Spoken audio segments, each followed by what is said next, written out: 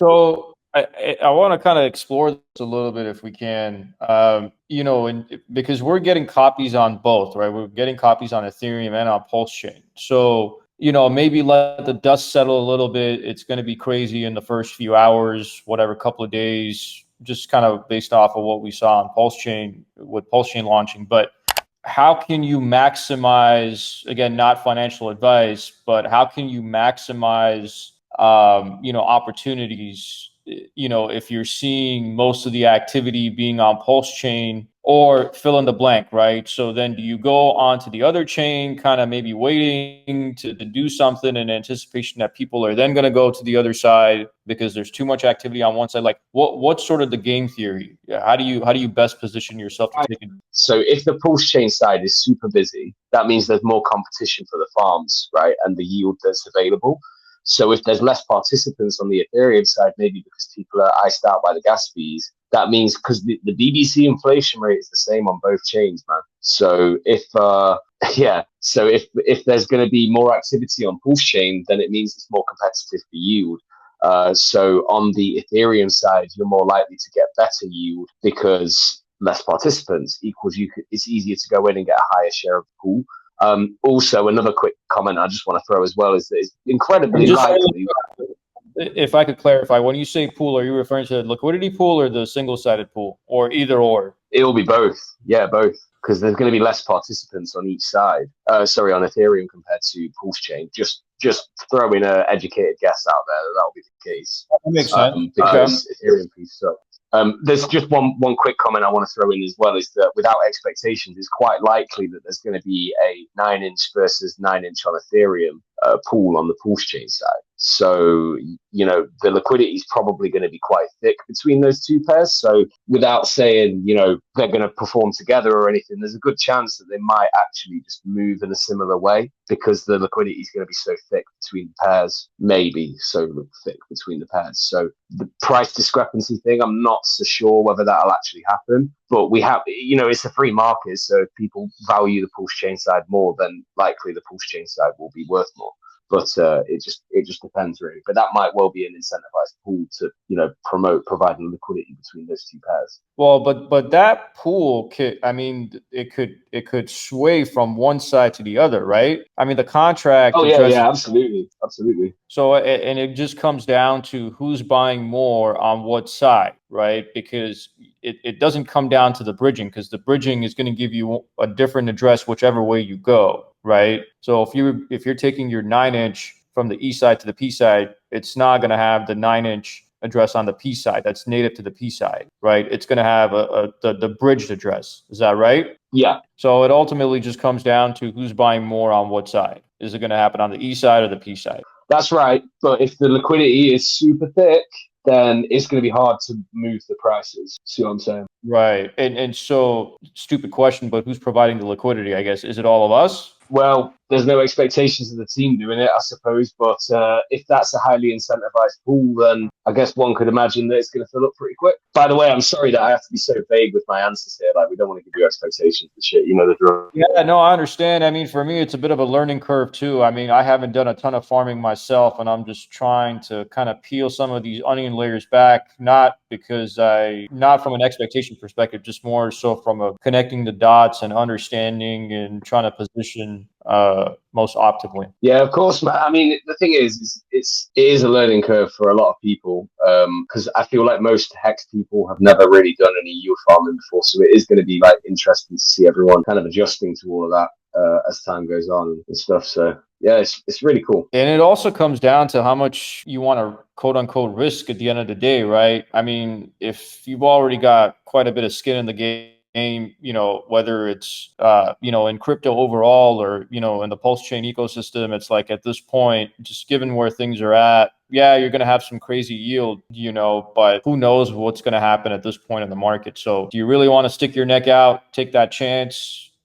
Power to you if you do. I'm not trying to sway people one way or another, but it just comes down to what your risk appetite is at this point as well. Yeah, it's definitely about how much you want to raise. Like, you have to be familiar with the product, and if you can use it to your advantage, you can actually make money out of it. That's the cool thing. Product is actually money, but it's kind of a little bit gamified, and it's presented to you in an entertaining way as well, that you can get familiar with it already on testnet. I assume you already know about PulseX, or do you know about PulseX? Yeah, I do. Yeah. All right. I'm farming over there too as we speak. There we go. So one of the key differences is that our contracts actually work with the paying out the liquidity providers. So there will not be a V1, V2 situation going on. So you will be earning both the trading volume that's occurring on that pair plus rewards for staking or farming. I mean, for me, honestly, I mean, at this point, I don't see myself farming, at least not yet, or liquidity providing for that matter. I think I'm just going to stick with the pools and try and take advantage of that and just see where things go for now. Yeah, that's perfect. Like, just do whatever floats your boat. Like, if you don't feel like something is not for you, then either get educated or just leave it alone, because it's much better not to touch something you don't know than to just mess around and potentially lose money. But the single-sided staking is kind of a no-brainer, at least the flexible one. Like, if you don't need a certain amount of, like, you don't need these tokens for like half a year, 1 year, then you could lock it up. But if you don't want to even take that risk, you can just have it in the single-sided staking, and that's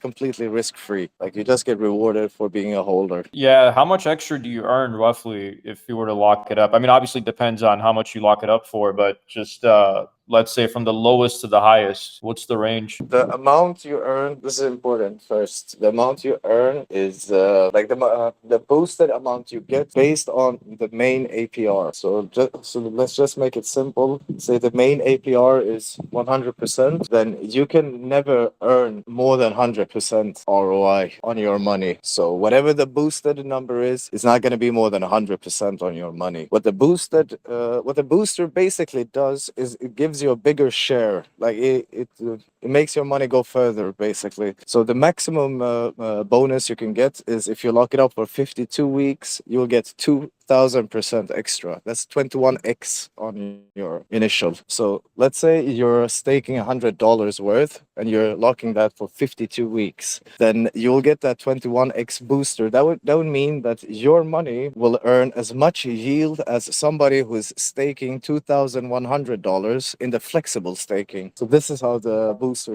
worked, if you understand. It makes your share bigger. You get a bigger share of the rewards. Yeah, holy shit.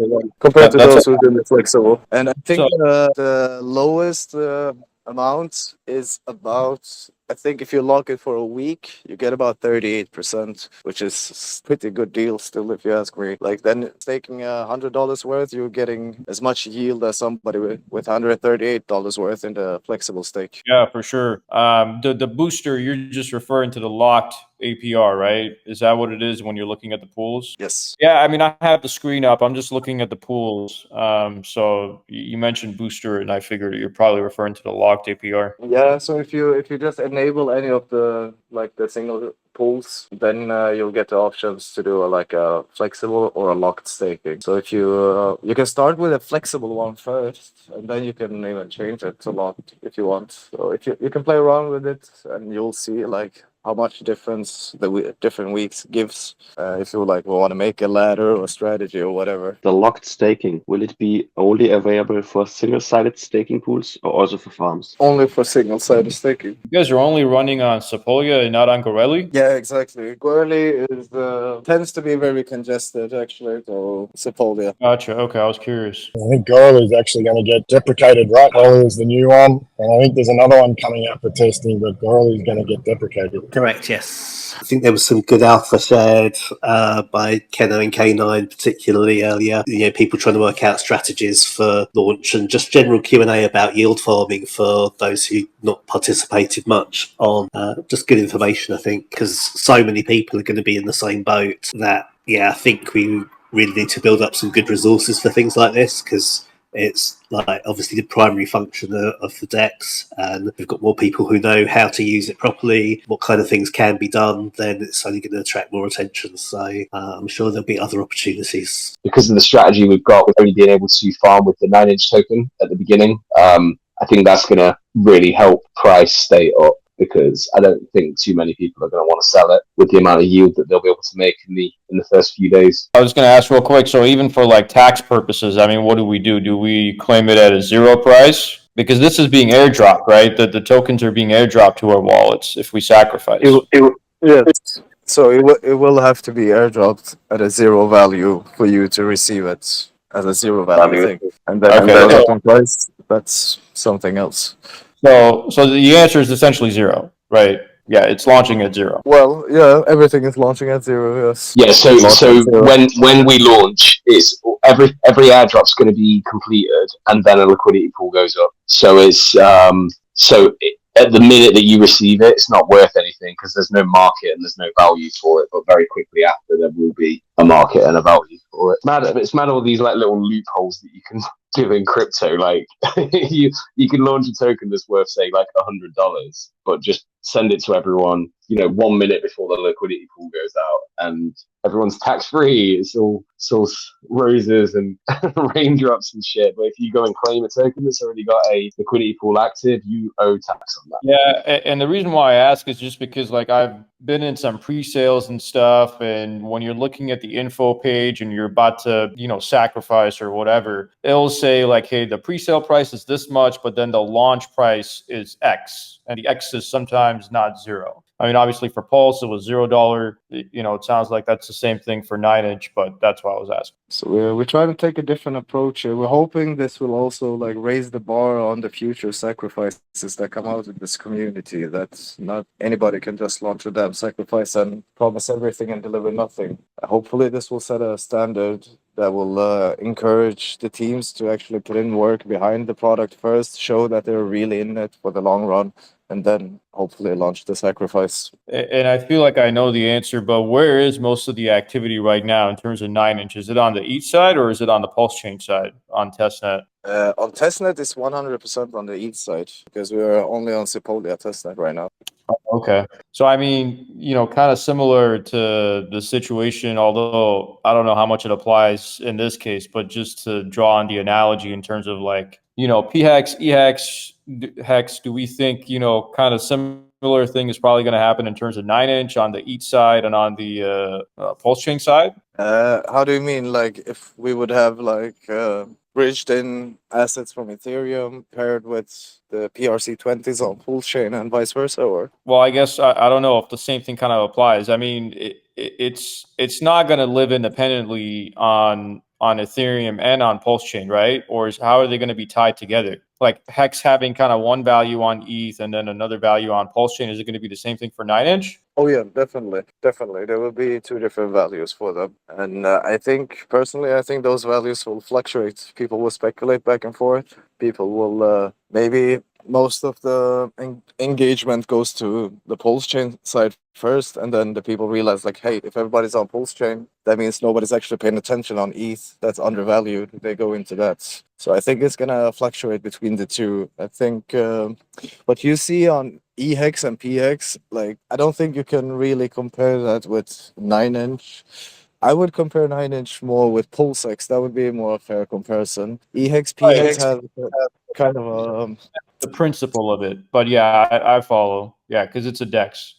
It's a DEX, but also EHEX, PHEX have like a lot of history. They have a lot of, and now recently they got some drama too, like with this Godwales move of the 800 million hex. So that kind of put EHEX in a very tight position. Like EHEX should be a buy of a lifetime, but people don't really dare to hit the buy button because of reasons. So when she sags it for our project's actually fucking good.